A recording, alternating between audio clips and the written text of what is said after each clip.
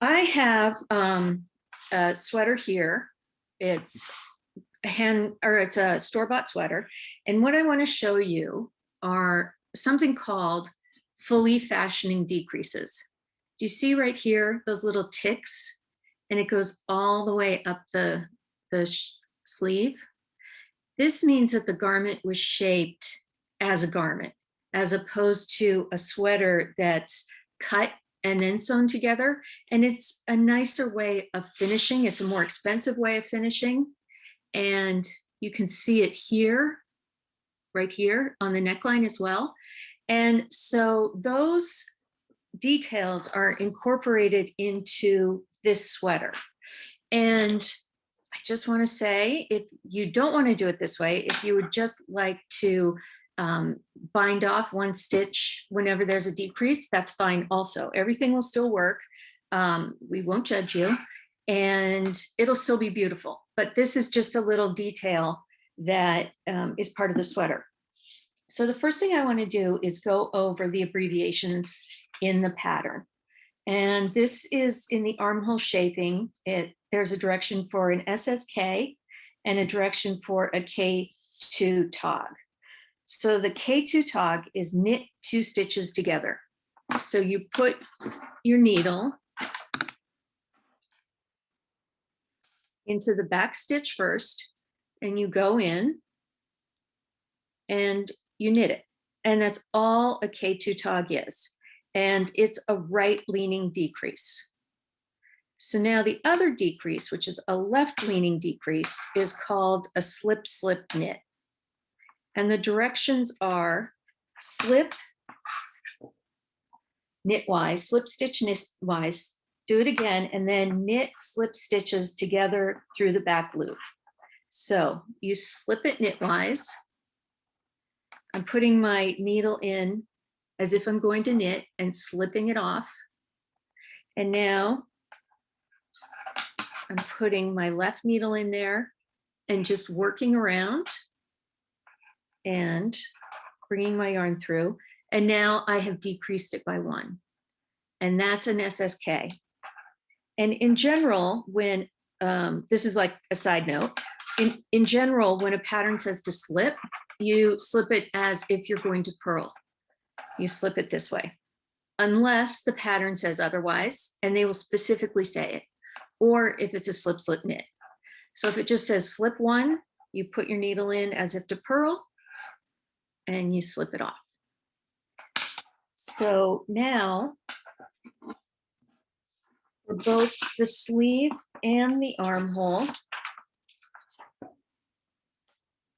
when we make the decreases, we're going to be going in the same direction as the work. So for row 1 in the armhole shaping, it says knit 1. And then this is on backwards. And then you slip as if to knit, slip as if to knit. And then you're going to slip. It says knit through the back loops, but I just put it back on there. I nudge it back on there and knit like this. So now you see I've decreased 1 stitch, and it's right here along the edge, and it's facing this way. So now you knit to the other side to 3 stitches. Before the end. Okay, there are my 3 stitches, and I'm going to knit them together and off. And so now I've decreased 2 stitches. They were both decreased on the right side of the garment that's facing the public, and you can see how they're pointing towards the middle. So now I'm going to go back and I will throw them, as Tanya just mentioned in the chat. I think I mentioned last week that my grandmother taught me to knit, and she taught me continental. And I don't think she even knew that that was a thing. I think she just you know, that's the way her mother taught her to knit, and that's the way my grandmother taught me to knit, and I didn't know it was a thing. So again, I'm knitting one stitch. I'm slipping one stitch by putting my needle in knitwise. I'm slipping the next stitch, my needle in knitwise, and I'm putting them back on the left needle, and I'm knitting through the back loop.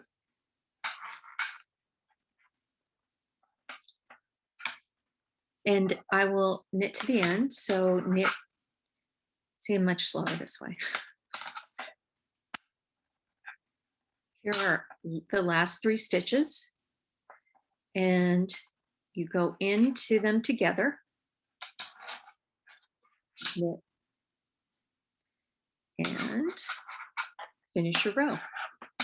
And you really cannot tell that something was done differently, continental to English. Did everyone see that? Are we good? Okay. So the neckline is done the same way, with the decreases mirroring the edges of the garment.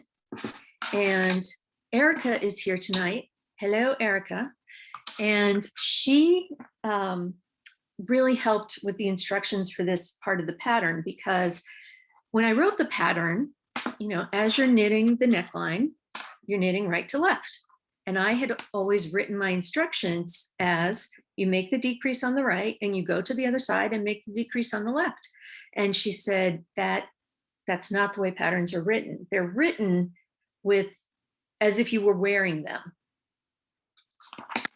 So I initially wrote it so that you make the decrease here, and this is the right side. But what she told me is, actually, as you're wearing it, this is the right side. So I just want to point that out in the pattern. Maybe you all know that. I didn't know that. So I don't know if I just always read a pattern and thought, oh, I know what I'm doing, and I just did it. I really don't know, you know, but I'm glad that she told me that, and I'm glad she's here. So thank you, Erica. So now I'm going on to the instructions for the neck. And you work until the armhole measures a specific amount, and then you work 13 stitches. I'm looking at the smallest size. You join a second ball of yarn.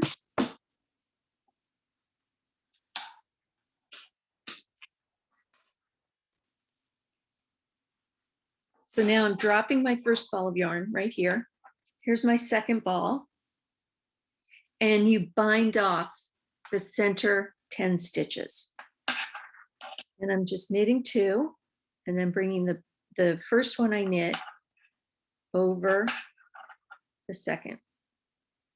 I'm sorry, this is such an awkward position for me.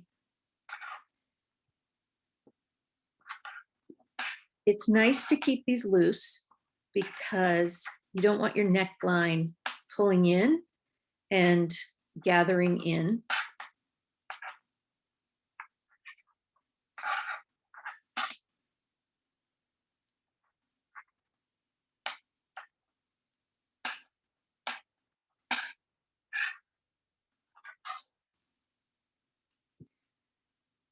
Now we're on the right side.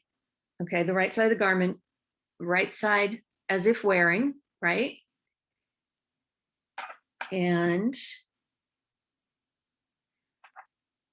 we're going to work to the end.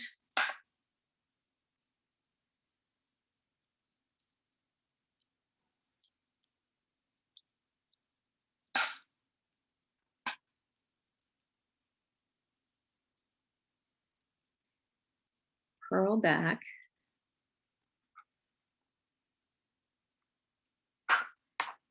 And then we will make our first neckline decrease.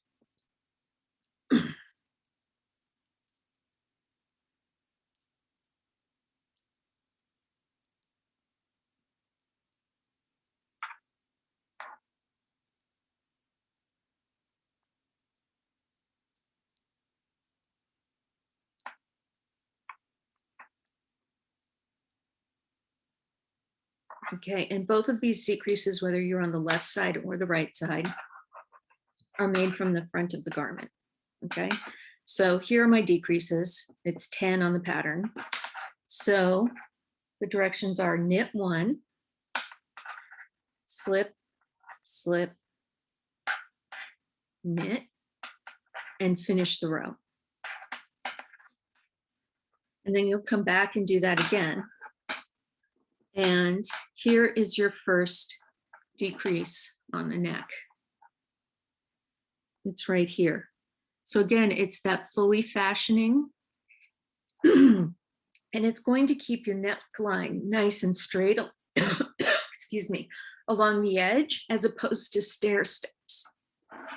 And as I said before, if you just want to bind off one stitch, that's fine. And you can kind of easily smooth out those stair steps when we do the crocheted edge. And I'll just show you what I mean by the stair steps.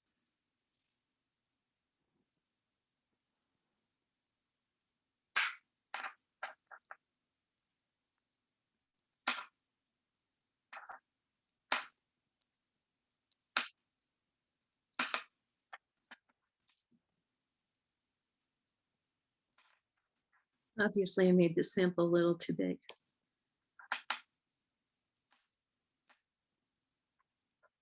Okay, so the other way decreases are worked is simply to bind off one stitch here at the edge.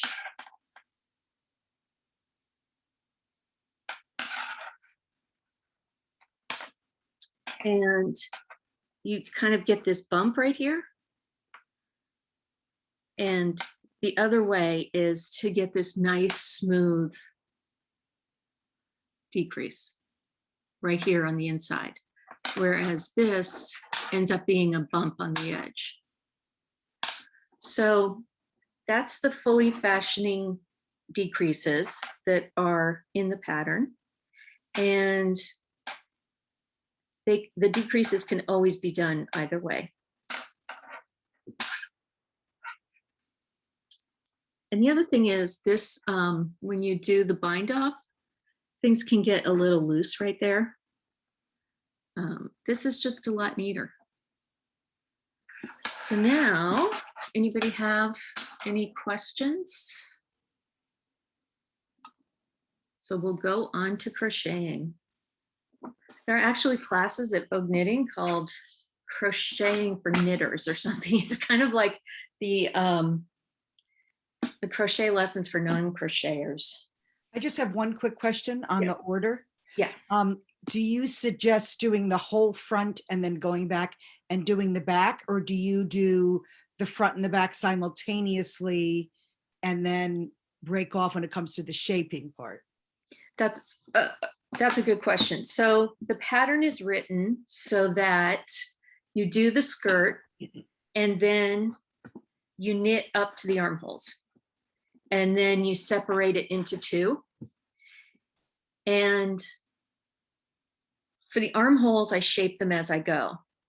When I get to the neckline, I will decrease across the front and then finish this whole side and then go back and finish this side.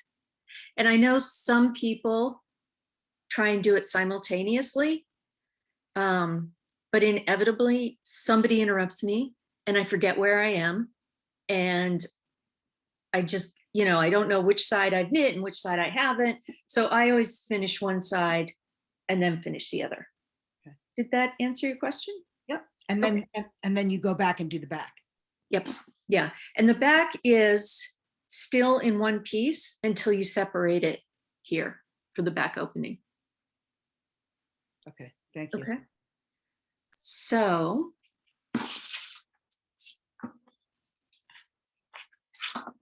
there are 2 crochet stitches here. The first one is a slip stitch, and it just looks like a very simple chain. And it's providing 2 purposes. The first one is it's reinforcing this. This can be really stretchy. If you do a nice chain here, it's not going to let your neckline flop all over the place.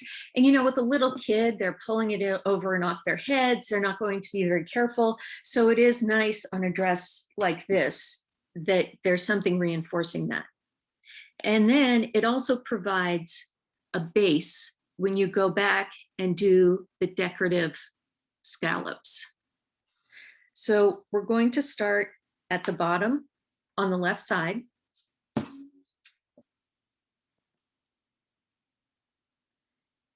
The crochet hook goes in to the first stitch, and I go under, whenever I'm doing edging work like this, I go under a full stitch.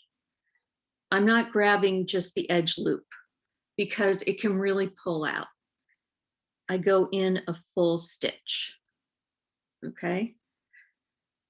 So the yarn is underneath. I go in, I grab it, I turn my hook so it's facing down and pull through. Now for the first stitch, you just do a yarn over your hook and pull back through, and it's now secure. So each person, just like knitting, has different tension. And when I do this stitch, I go into every other stitch. So I go in, I yarn over, my hook is pointing down, it comes through, and then it comes through the loop that's already on my needle.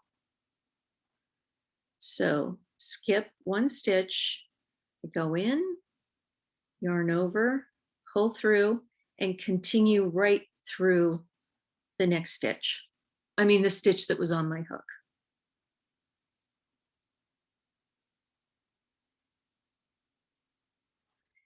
And I'm going to do that all the way up to the top.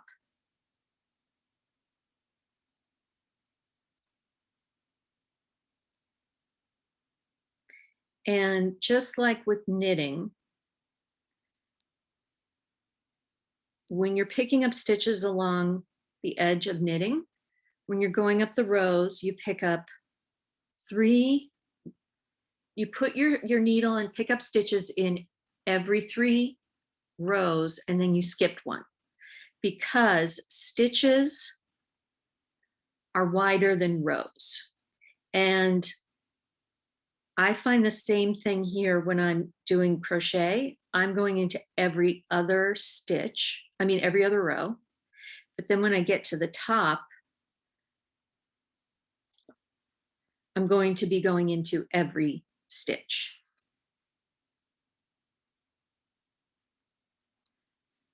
When I look at the top,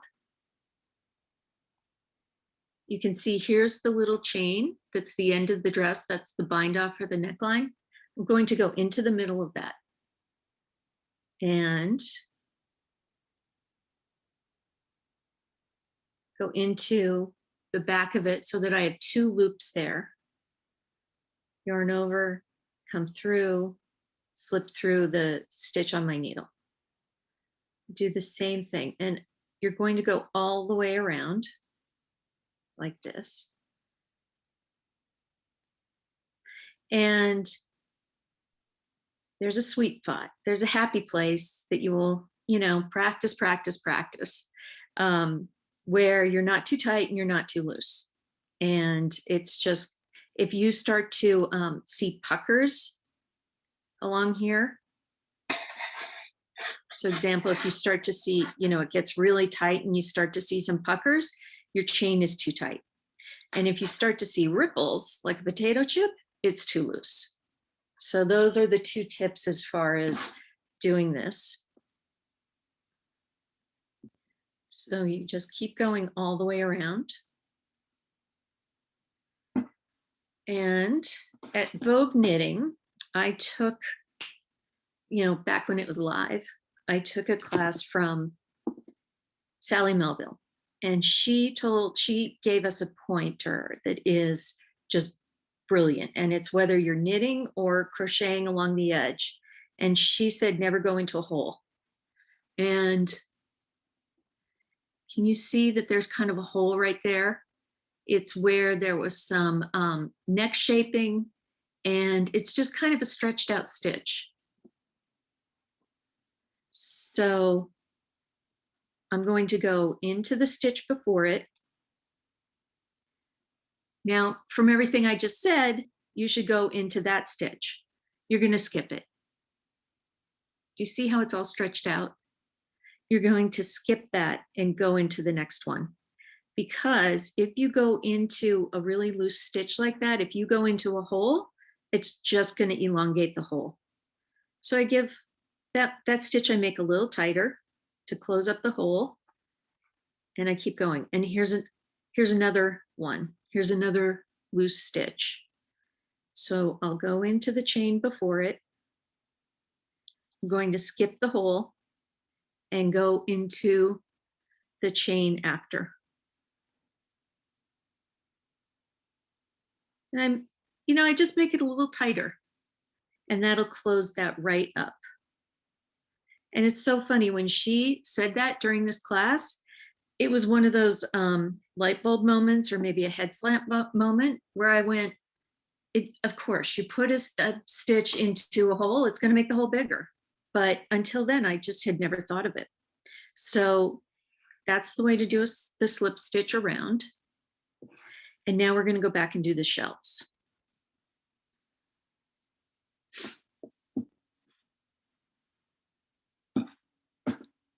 Melissa, we have a question in the chat. Yes. Along the neck, is it every stitch except the ones with holes?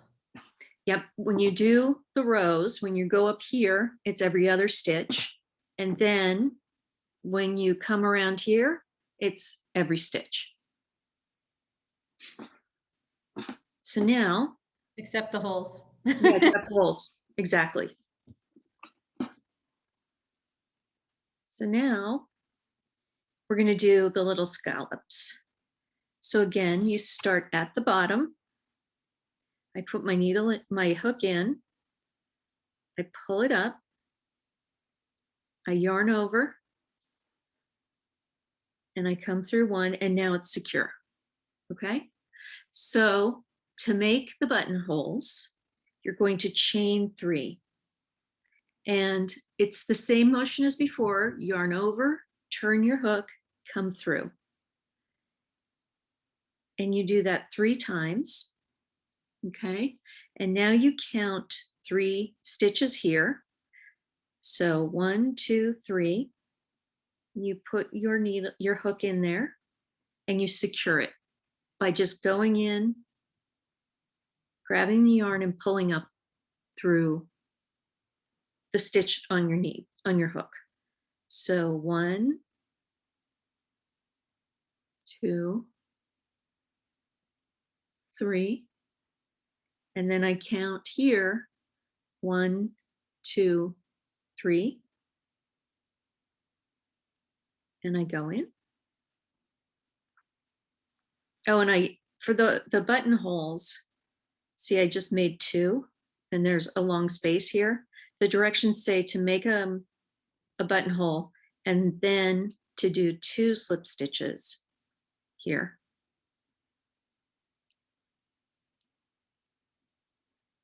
And then make your buttonhole. So here are my 2 slip stitches, just like I was doing before. And now I chain 3. And I want to point out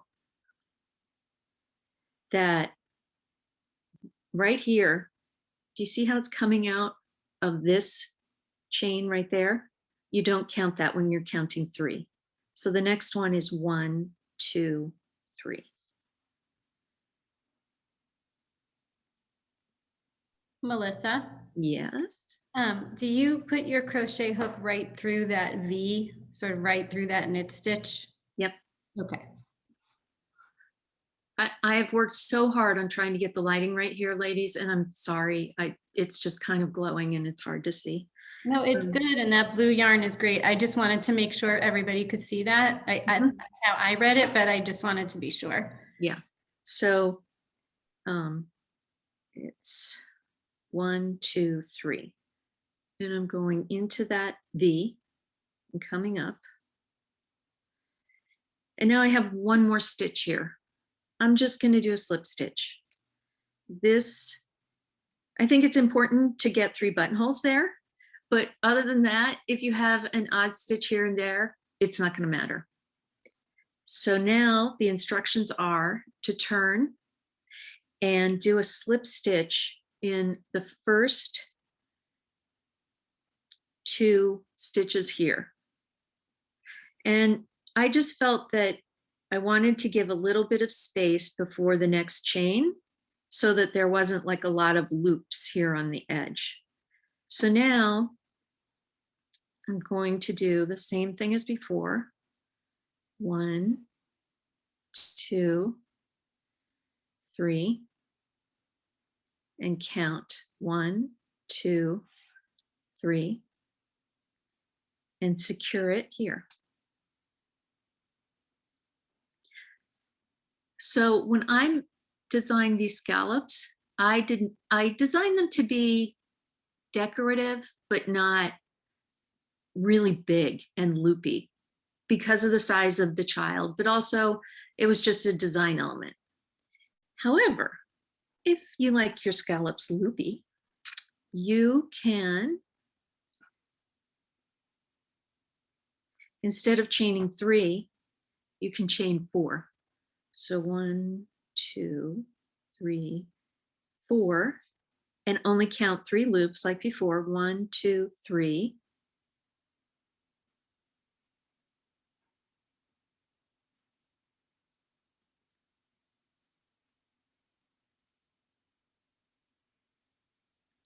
And see, you have a much loopier scallop right there.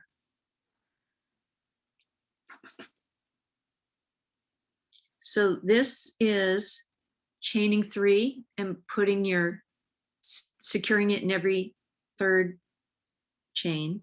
And this is chaining 4 and securing it in every 3rd chain. So you can really play around however you want the look to be. So you do that all the way around and you finish it at the top of this side. You don't want to go back down because we're going to have the buttons here and there's just no need. It's just going to be a lot of stuff in there while it's while we cover it up. So that's just a nice little edge right there. Anybody have any questions? I hope you were able to see that.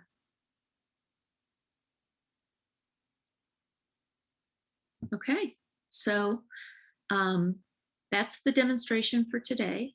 Next week, we'll talk about finishing, putting buttons on, and let's see, burying the yarns. I have a couple tips. One of them is from Stephen West. And, oh, seaming the sleeves. So that's what we'll be doing next week. You don't have to be knitting at this pace, and these are recorded, so you can, I am not up to what Melissa just did. So that's great. We have a couple of comments, Melissa. Oh, I would definitely put the little scallops on the sleeves. That would be so pretty to have it sleeveless. I can't wait to see what you do. Wait, who said that? Oh, I love that, Sandy. Yeah. Very I'm glad you all could see it. That's my biggest anxiety. And the other one I'll tell you guys is that whenever you see demos, like, you know, professional demos, they have such nice manicures and the lighting is perfect. And not the pandemic, you know. But I was practicing today and I had pen marks all over my hands. So I was upstairs scrubbing away. So that was just my little bit of my anxiety, but I'm glad that everybody was able to see it. You're ready to be a hand model, Melissa. Those days have passed, but anyway. Let's see. I never noticed the manicure. A headband. Ooh, tell us about that. Where is Sandy? Where is she? Can't find the boxes when I need them. I see you typing and I can't see your. Huh. Sandy, want to tell us what you're doing for the headband? You can type, oh, okay, a butterfly. I love that. I love that. Will you put buttons on Forgot it? about unmuting. I wasn't thinking. My lighting's not good. This is the pink one. Oh, Yay! Look how good. Oh, wait, I'm spotlighting you. Hold on. You're in the spotlight. Hold on. Let me get No, you. my lighting's not good. Oh, so pretty. Let's see here. I have the headband. Wait a sec. It's somewhere in here. Okay, here it is. So let's see. Can you see it? Uh-huh. yeah. It ended up being a little long, but it's you see how I did the butterfly row? Yes. Awesome. But and it was interesting because the stockinette between the pearl and the butterfly needs to be different. You know, whether it's above or below, because it shows more, you know what I'm saying? I'm using two colors because I didn't have enough of one. Good for you. And so anyway, I don't know, the lighting's not good here, but I think it's too long. So I don't know if I'm going to try and do something with that or what. And I might even make some kind of butterfly or I don't know, something to attach it so it doesn't show the seam, and put that as like a feature, a butterfly, something. I don't know. Very creative. That'll be Okay. beautiful. Thanks. Right, or a bow, like a little bow, or even a bow that sort of suggests a butterfly, right? I love it. I think you should throw that in the Facebook group because I think you're in it. I've seen your pink dress before. Yes. I bet you could get some really good ideas. I love that. I had a design question about the top butterfly row on the skirt. Yes. And was it supposed to line up with, I wasn't sure if With the you know, ones because below. well, yeah, because you did a decrease and then you did that one. And then I'm not sure if I did 5 through 8 or 1 through 4 and which one I was supposed to, but I didn't know if there was a logic to how it was distributed. Well, it would be really nice if they lined up, but Right. because of that decrease, they really don't. This one, yeah, this doesn't. Yeah. It still looks pretty. Yeah. Like my So- dress stick. Yeah. Yeah. You know what, Sandy, we really tried to engineer it that way. And in order to get the skirt to have that shape, we had to do the decreases and then it was thrown off. But what if I took away one of the stitches between? That So would- 8. Yep. I didn't do the math, so I don't know. yeah, I'm not sure either. But the other thing you can do, it sounds like you're pretty experienced, is when you get to the butterfly, you can look below and you can Right. kind of line them up. Well, there's a good point. That'd be a lot easier. Yeah, because now that I'm thinking about it, there's not a decrease between every single set of butterflies. Right. Do you know what I mean? Yeah. So you might just have to do it visually. Right. Good idea. No, you didn't mess up. Or, you know, think of it as more random and it's okay, you know? Mhm. Yeah. Exactly.